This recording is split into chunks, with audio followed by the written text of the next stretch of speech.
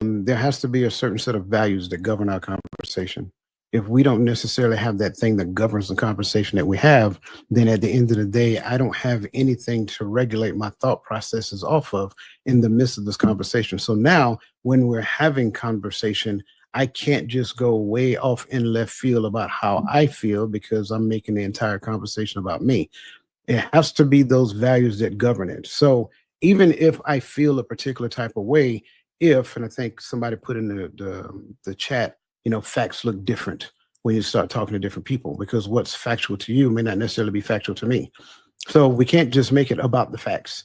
It has to be about the principle that governs the relationship. And if the principle governs the relationship equally on both behalf, now the facts actually matters as it pertains to the relationship. So if I'm being honest in the midst of conversation, I am now being honest about the facts as I observe them.